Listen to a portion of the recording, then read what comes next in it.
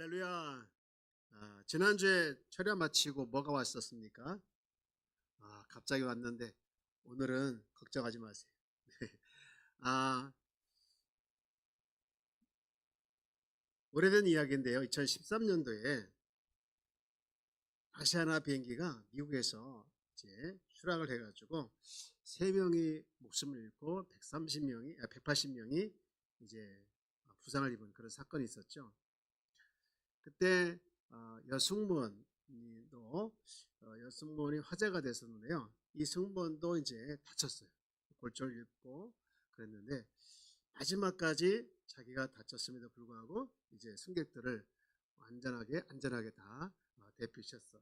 마지막에 이제 본인이 빠져나왔는데 그 현장에 있던 그 한 미국의 소방 담당하시는 분은 그를 향해서 영웅이다 이렇게까지 칭송을 했어요. 그러면서 이제 기자가 물어봅니다. 어떻게 이렇게 침착할 수 있었느냐? 그 상황에서 어떻게 이렇게 침착하게 승객들을 다 안전하게 피신을 시킬 수 있었느냐? 그렇게 질문하니까 이 승무원이 그렇게 대답을 했다고 하지 않습니까? 평소에 비상 상황에 대해서 훈련을 많이 받으니까 이게 생각과 그 다음에 생각이 앞서는 것이나 몸이 앞섰다. 그래서 자연스럽게 그들을 안전하게 대피시킬 수 있었다. 그렇게 말을 했다고 합니다. 여러분, 우리가 영적인 문제도 마찬가지인데요. 평소에 우리가 위기가 없지만 위기가 있는 것처럼 우리가 대비하고 그리고 경각심을 가지고 훈련을 받게 되어지면 우리 삶 가운데 크고 작은 어떤 영적인 문제가 닥칠 때라도 그것에 쉽게 넘어지지 않는다. 그 마음을 갖게 합니다. 오늘 본문은 그런 관점에서 우리가 살펴보게 하는데요. 우리가 이제 13장을 읽었는데 요한계시록 12장은 이제 교회를 상징하는 여자하고 그 다음에 사탄을 상징하는 이제 붉은 용하고 싸우잖아요. 그리고 이어서 오늘 읽은 13장에도 이제 붉은 용의 하수인 두 짐승이 등장합니다. 두 짐승이 이제 1절에 보면 바다에서 올라온 짐승, 그리고 또 11절에 보면 또 다른 짐승인데 땅에서 올라온 짐승. 이 두 짐승이 이제 올라오면서 공격을 합니다. 그래서 이것을 보면서 우리가 어떻게 대비를 해야 되냐, 그 마음을 지금 갖게 하는데요. 여러분, 두 짐승을 좀 보면은요, 성경을 한번 볼까요? 첫 번째 바다에서 올라온 짐승인데 2절 말씀 볼게요. 13장 2절. 내가 본 짐승은 표범과 비슷하고 그 발은 곰의 발 같고 그 입은 사자 입 같은데 용이 자기의 능력과 보좌와 큰 권세를 그에게 주었더라. 용이 큰 짐승에게 줬다는 거예요, 권세를. 근데요, 여러분 그 말씀을 쭉 보면요, 이 첫 번째 짐승은요 권세가 있는 짐승이었어요. 4절 말씀도 볼까요? 시작. 용이 짐승에게 권세를 주므로, 거기까지만요.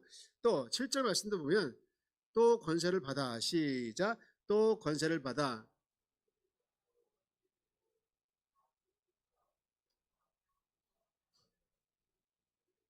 네, 권세란 말이 2절에도 나오고 4절에도 나오고 7절에도 나옵니다. 그러니까 이 첫 번째 짐승은요 어떤 짐승이냐, 권세가 많은 짐승이에요. 그리고 두 번째 짐승은요 땅에서 올라온 짐승이에요. 11절 말씀을 보면 내가 봄에 또 다른 짐승이 땅에서 올라오니, 그 다음 나같이요 어린 양같이 두 뿔이 있고 용처럼 말을 하더라. 예. 겉모양은 어린 양같이 두 뿔이 있지만 사실은요 미혹하는 영이에요. 13절 다 같이 볼까요? 어떻게 미혹하냐, 시작. 큰 이적을 행하되 심지어 사람들 앞에서 불이 하늘로부터 땅에 내려오게 하고 짐승 앞에서 14절 받은 바 이적을 행함으로 땅에 거하는 자들을 미혹하며 땅에 거하는 자들에게 이르기를 칼에 성하였다가 타산하는 짐승을 위하여 우상을 만들라 하더라. 아멘. 그러니까 이게 지금 사람들 앞에서요 불이 내리고 그리고 이적을 행하면서 혹하게 만든 거예요. 오늘날 우리가 진짜 이적에 대해서 관심이 많습니다.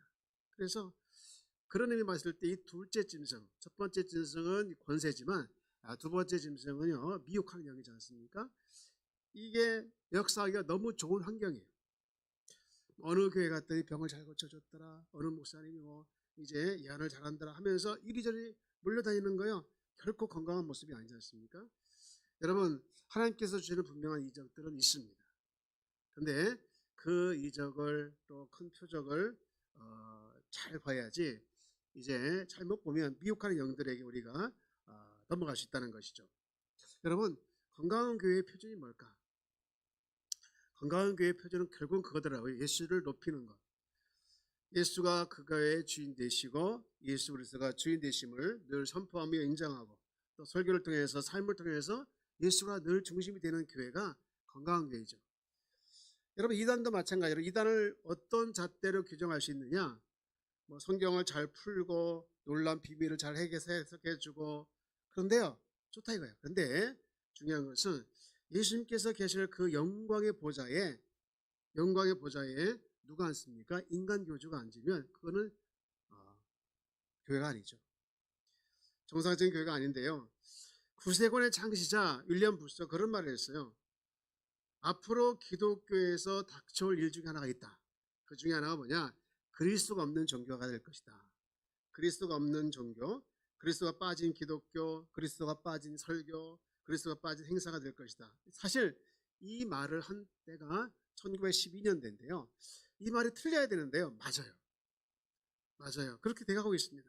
정말 우리 교회는 정말로 예수 그리스도가 전부이어야 될 줄 믿습니다. 예.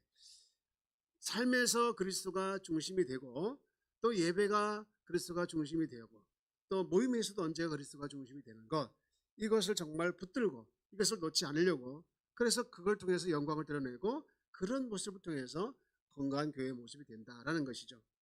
오늘 요한계시록 13장에 등장하는 두 짐승들, 하나는요 엄청난 권세를 가지고 있다고 했지 않습니까? 엄청난 권세를 가지고 있었고 또 다른 짐승은 미혹하는 영으로 공격해 온다는 것이죠. 그러면 이 엄청난 공격, 어쨌든 권세를 가지고 미혹하면서 다가오는 이 공격 앞에 우리가 어떻게 이제 대응을 해야 될까? 첫 번째는요, 영적 전쟁에서 읽어봅시다. 시작. 전쟁에 대한 경각심을 회복해야 한다. 예, 여러분, 우리에게는 영적으로 이런 일에 대해서 준비할 필요가 있습니다. 그럼에도 불구하고 우리가 방심하다 보면 넘어진다는 것이죠. 사사기의 역사를 보면요, 정말 말아먹는 일이 많이 나요. 나라를 말아먹는 그런 사건이 많이 등장하죠. 나라 말아먹었다가 다시 회복되고 뭐 그런 일들이 참 일어나는데, 이렇게 보면요, 그 세대를 향해서 이렇게 말하고 있습니다. 여러분, 사사기 3장 1절 보면 이렇게 말하고 있죠. 여호와께서 가나안의 모든 전쟁들을 알지 못한 이스라엘을 시험하려 하시매. 뭘 모른다고요? 전쟁을 모른대요. 그래서 2절 다 같이 볼까요? 시작. 이스라엘 자손의 세대 중에 아직 전쟁을 알지 못하는 자들에게 그것을 가르쳐 알게 하려 하사 남겨두신 이방 민족들을 사용했다는 거예요. 예. 왜 이 전쟁을 모르는 사람들이 나라를 말아먹었을까? 전쟁을 모르니까 경각심이 없었던 거예요. 방심했다는 거예요. 그래서 이제 방심하다가 악한 영들에 의해서 넘어갔다는 것이죠. 오늘날 우리는 특히 젊은 세대들이 전쟁을 몰라요. 악한 영들이 얼마나 혼미하게 자기에게 접근해 오는지 모르고 너무 방심하며 살아요. 성적 유혹이라든가 여러 가지 유혹이 찾아와도 그것이 두 번째 짐승이라는 것을 몰라요. 정말 우리가 조금만 민감한 눈으로 바라보면 이것이 유혹이고 이것이 공격이고 이것이 적이고 이것이 나를 넘어뜨리려는 것인 것을 보일 텐데 그거에 대해서 관심이 없는 것이죠. 오늘 우리 청년들이 1박 2일로 MT를 떠났는데 여러분 잘 갔다 올 수 있도록 기도해 주시기 바랍니다. 네, 우리 청년들이 살아야 교회가 사는 것이고 청년들이 있어야 교회의 미래가 있는 줄 믿습니다. 네, 제가 듣기로는 어떤 분은 후원도 해주시고 또 김밥도 사주고 또 치킨도 사주고 뭐 그러다는데 참 감사해요. 여러분, 우리 청년들이 잘 될 수 있도록 여러분 기도해 주시고 정말로 우리가 살아가면서요 이 영적인 경각심이 있느냐 없느냐가 너무 차이가 납니다. 여러분, 혹시 액션 영화 같은 거 보면 중요한 인물이 등장할 때 있어요. 중요한 인물이 이렇게 나오는데요, 그 중요한 인물이 나올 때 보면 항상 주변에 경호원들이 붙어요. 경호원들이. 근데 그 경호원을 죽이려고 저 위에서 저격수가 이제 준비하고 있지 않습니까? 그러다가 이제 저격수가 이따가 딱 그 중요한 사람 한 사람 향해서 정확하게 맞춥니다. 그리고 쓰러지면요, 경호원들은요 어떤 반응을 보입니까? 이게 어디서 날라왔는지 어디서 왔는지 막 우왕좌왕하잖아요. 그러면 그 저격수는 두 번째 중요한 사람 쏘고 또 세 번째 중요한 사람 쏘는 거예요. 그런 영화를 보면서 어떤 생각이 드냐면, 야, 우리 주변에 저런 저격수가 있다. 영적으로 우리가 늘 경각심을 갖지 못하면 저런 저격수에 의해서 우리가 한 방 맞을 수 있겠구나, 그런 생각을 하게 되더라는 거예요. 여러분, 우리는 자만하면 안 됩니다. 우리는 나는 항상 영적으로 강한 사람이야, 나는 항상 자신 만만하게 넘어지지 않을 수 있어, 그런 마음을 가지면 안 돼요. 우리는 항상 경각심을 가지고 살아가야 될 줄 믿습니다. 로마서 13장 11절 말씀을 한번 볼까요? 다 같이 한번 읽읍시다. 시작.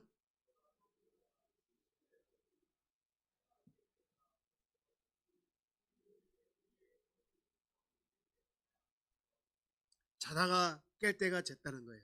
사랑하는 여러분, 항상 우리가 영적으로 경각심을 회복하는 우리 귀한 성도가 되기를 주의 이름으로 축복합니다. 그런가 하면 두 번째로 영적인 공격에 대항하기 위해서는 우리가 뭘 해야 되냐? 중요한 건데요, 이겁니다. 읽어봅시다. 시작. 우리는 하나님의 소유됨을 확신하는 회복이 필요하다. 무슨 얘기냐? 우리가 하나님의 소유다는 것을 믿어야 되는 거예요. 오늘 13장에 보면 둘째 짐승이 등장해가지고 요구하는 게 있었어요. 뭘 요구합니까? 여러분 16장 16절 볼까요? 13장 16절 볼까요? 이렇게 요구하고 있죠. 다 같이 한번 읽을까요? 시작. 그가 모든 자, 곧 작은 자나 큰 자나 부자나 가난한 자나 자유인이나 종들에게 그 오른손에나 이마에 표를 받게 하고, 뭘 받겠다는 거예요? 표를 받게. 누구에게? 모든 자, 곧 작은 자나 큰 자나 부자나 가난한 자나 자유인이나 종들에게 어디에 표를 받기를 원했습니까? 오른손에, 그리고 이마에 표를 받기를 원했다는 거예요. 그리고 17절 보시죠.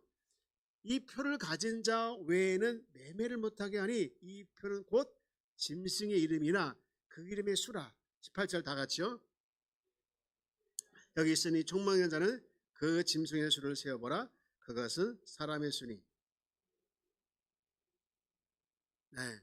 오른손이나 이마에 표를 받게 하는데 그 표가 뭐라는 거예요? 666이라는 거예요. 666. 그 유명한 666. 여러분, 이 666은 보통 많은 신학자들이 누구를 의미합니까? 네로 황제를 의미하죠. 이제 네로 황제, 이렇게 히브리어나 헬라에 보면 그 숫자가 있어요. 숫자가 있는데 그걸 네로 황제를 합하면 666이다 해가지고 이렇게 이제 지칭을 하는데요. 네로 황제는 어떤 사람입니까? 쉽게 얘기해서 교회를 핍박했던 사람이에요. 교회를. 그래서 1차적으로 네로 황제이기도 하지만 두 번째, 네로처럼 권력을 가지고 있는 사람들이 교회를 핍박하는 그 권력, 이 세상 권력을 이 바로 이제 666이다라고 표현합니다. 근데 중요한 것은 왜 이 표를 왜 굳이 오른손에 그리고 이마에 이걸 받으라 했을까? 여러분, 왜 그랬을까요? 두 가지 이유가 있는데요. 첫 번째 이유는요, 소유입니다. 소유. 악의 세력 안에 소유하려고. 다시 말해서 자기 소유를 잡으려고 하는 거예요. 여러분, 로마 황제인을 받았다. 이게 뭘 의미하느냐? 이제는 로마 황제의 것이 됐다는 거예요.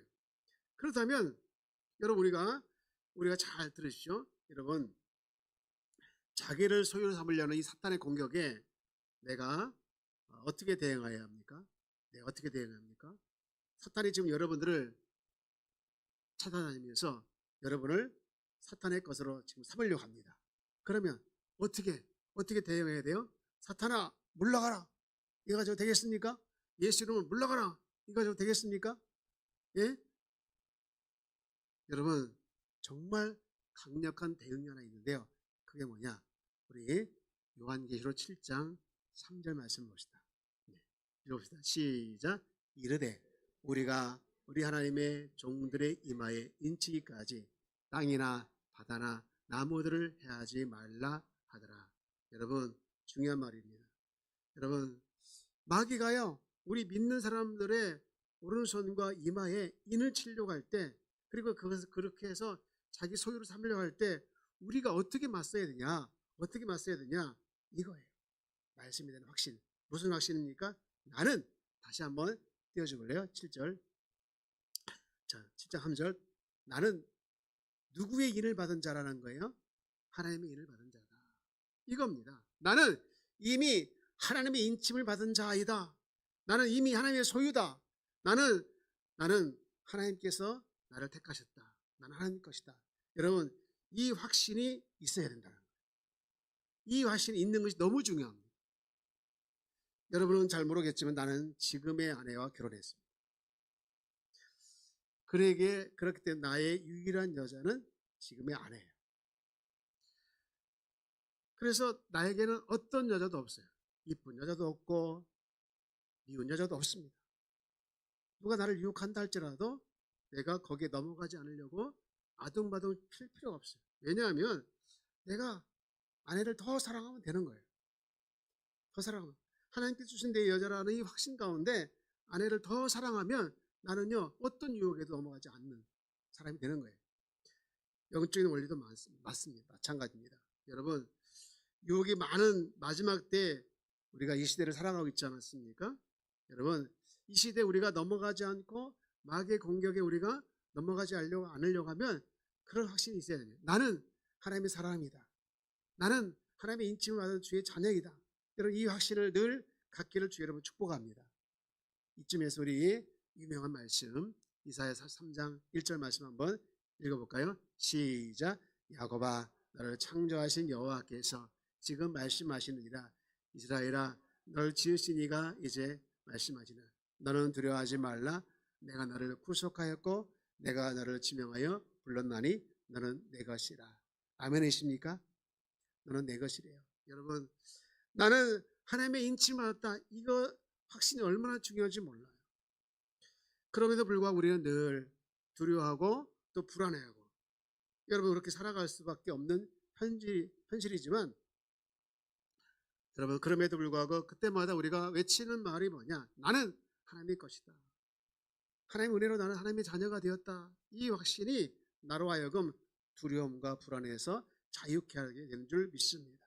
오늘 우리 귀한 성도들에게 이런 은혜가 있기를 주 여러분 축복합니다. 그런가 하면 두 번째로요, 왜 오른손에 또는 이마에 표를 받게 했을까? 이겁니다. 읽읍시다. 시작. 하나님의 말씀을 각인하지 못하도록 하기 위해서다. 다시 한번요. 하나님의 말씀을 각인하지 못하도록 하기 위해서다. 여러분, 성경은 우리에게 이렇게 말씀하고 있죠. 신명기 6장 6절 말씀 보면 이렇게 말씀하고 있어요. 너는 오늘 내가 내게 명하는 이 말씀을 너는 마음에 새기고, 7절, 내 자녀에게 부지런히 가르치며 집에 앉았을 때든지 길을 갈 때든지 누워 있을 때든지 일어날 때든지 이 말씀을 강론할 것이며, 8절 다 같이요. 시작. 너는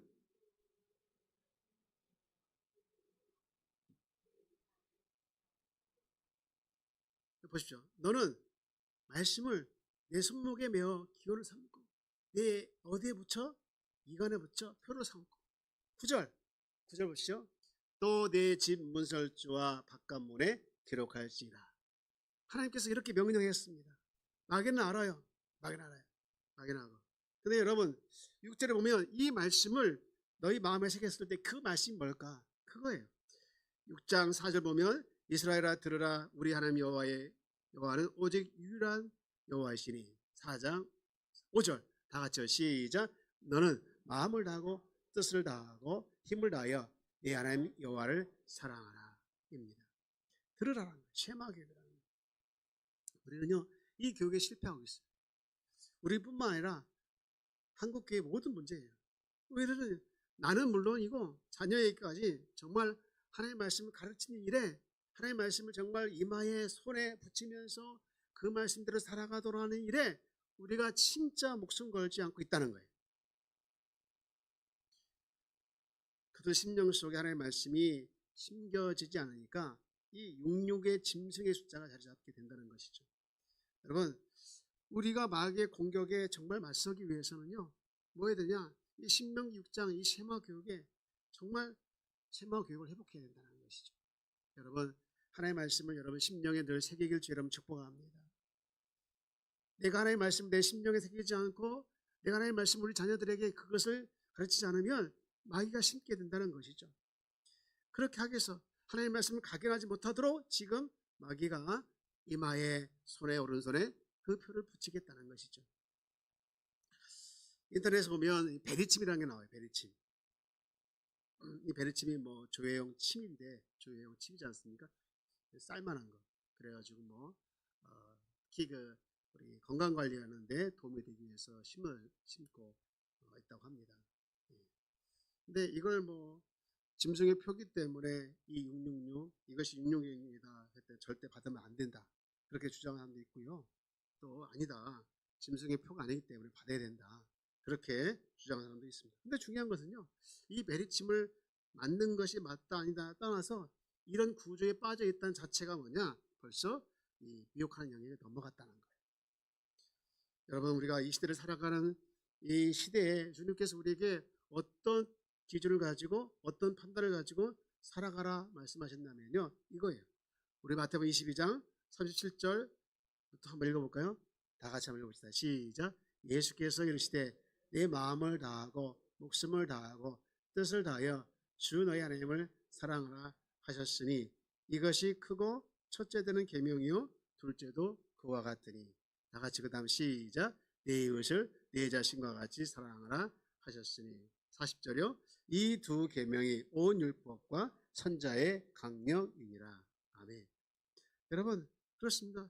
주님이 가장 중요한 판단의 기준을 삼고 살아가는 것이 뭐냐? 사랑이라는 거예요. 이웃에 대한 사랑. 이걸 잃어버리고 나머지 행동 강령을 중요하게 여기면 뭐가 소용이 있냐 그 말이죠. 그런 의미에서 봤을 때 여러분, 이 문제에 있어서 나와 견해가 다른 사람이 있다면 온유한 태도로 그를 설득해야 합니다. 그리고 나도 그 사람의 견해에 대해서 열린 마음을 가지고 귀를 기울여야 된다는 거예요. 비록 나와 견해가 다르다고 생각하는 사람일지라도 사실은 그도 나와 똑같이 주님의 보혈의 은혜로 구원받은 자녀이기 때문에 그렇다는 것이죠. 여러분, 우리가 진리의 문제를 얼렁뚱땅 넘어가면 안 되겠지만 이거 놓치면 안 된다는 것이죠. 여러분, 이제 말씀을 정리합니다. 저를 따라볼까요? 우리는 주님의 인치심을 받은 자이다. 아멘이십니까? 저와 여러분 정말로 보배롭고 존귀한 자인 줄 믿습니다. 여러분, 우리가 정말 실패한 과거를 붙드는 것이 아니라 주님의 말씀 붙잡고 우리가 앞으로 나가시는 그 주님, 세일을 향하시는 그 주님을 붙잡고 우리가 살아가야 될 줄 믿습니다. 여러분, 마귀가 666로 우리 머리에 인을 치료할 때 우리는요, 이미 하나님의 인을 받은 자라는 이 확신을 가지고 이 믿음 붙잡고 살아가야 된다는 거예요. 우리가 이 시대에 정말 붙잡아야 할 두 가지가 있다고 하면 뭐냐면요, 하나는요 예수 그리스도의 십자가와 또 하나는 말씀입니다.